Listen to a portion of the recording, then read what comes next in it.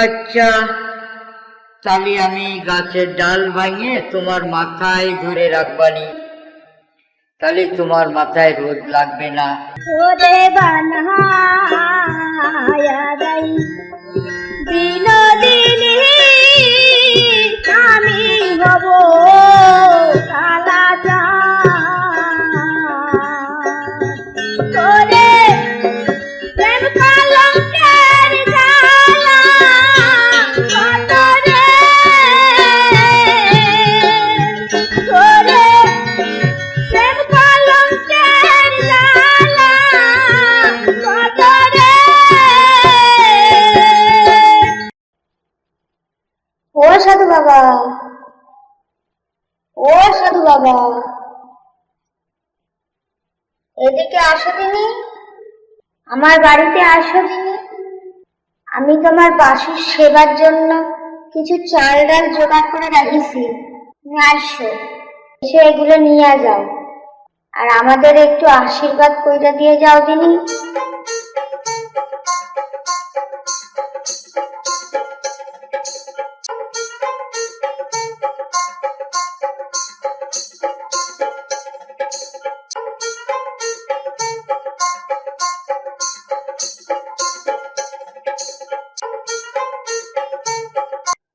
মা যত্ন করে আমার বাসুকে যে যা দেয় আমি তাই নি মা। কিন্তু মা, তুই একই করেছিস, আমাকে দুই বাপ বেটার খেতে কি এত চাল ডাল লাগে? একবারের মতন আতপ চাল আর ডালের বড়ি, তার সাথে একটা কাঁচকলা দাও মা। আজ কাঁচকলা আর বড়ি দিয়ে আমার বাছুর ভোগ লাগাবো। অন্য সাধুদের যতই ভিক্ষা দিই না কেন, কখনো কয় একটা পাহাড় আম দাও, কখনো কয় বাতাসা তো রোজই দেখছো, একটু পাটালি গুড় দাও দিনি। তোমার মতো কেউ তো বলে না এত দেখছো কেন। অধিকাংশ বৈরাগীর দল ঠিক করেন না, তাই বেশি কয় সান রইছ, চেয়ে চেয়ে নেবে, তার ওপর আবার সান রইছ। আচ্ছা ঠিক আছে, তোমার কথা মতোই তুমি যেটুকু প্রয়োজন সেইটুকুই নাও, তবে একটা কথা দিয়ে দাও যে তুমি এই বাড়িটি মাঝে মাঝে আসবা, বাসুর সেবার জন্য কিছু দিতে পারলে মনে হয় কিছু পুণ্য অর্লাম। ওরে পাগলি মা, আমার বাসুকে সেবা দেওয়ার জন্য তোর এত ভাবনা? তবে শোন মা, আমার বাসুকে যে খেতে দেয় তার অভাব থাকে না। তবে আর একটা কথা শোন, যে গৃহস্থ নিজের অভাব দূর করতে পারে সেই তো বাসুকে একটু সেবার জন্য দিতে পারে, তাই না? আরে করব আমি তার প্রমাণ, আরে করব আমি তার প্রমাণ। তোরে বানায়া যাই বিনোদিনী, আমি হব কালা চাঁদ।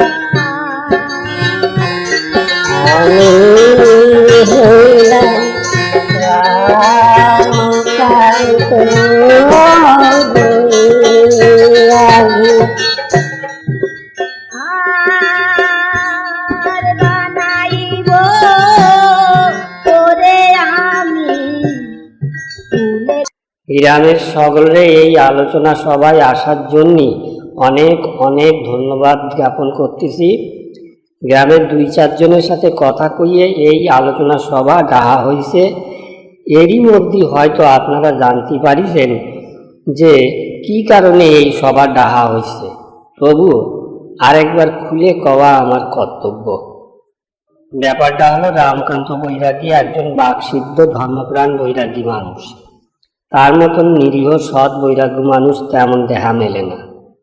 বাসুর সেবার জন্য বাসুরি কোলে করে নিয়ে দূর দূর গ্রামে ভিক্ষা করতে যায়, হাঁটতে হাঁটতেই চলে যায়। তার এই রকম কষ্ট আমাদের ভালো ঠায় না, তাই আপনাদের কাছে একটা প্রস্তাব জ্ঞাপন করতেছি।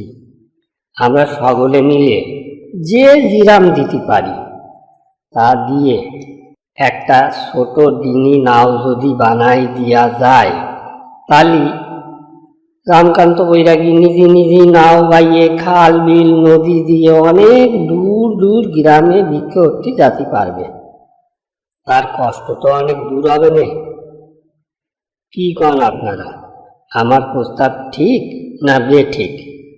আমি গ্রামের মাথা এই মালাকার মশাইয়ের প্রস্তাবে সম্পূর্ণ সমর্থন দিতেছি। আপনারাও নিশ্চয়ই এর সমর্থন করবেন, তাই তো নাকি? হ্যাঁ, আমরা আচ্ছা, ঠিক আছে, বুঝতে পারিছি আপনারা সমর্থন দিচ্ছেন।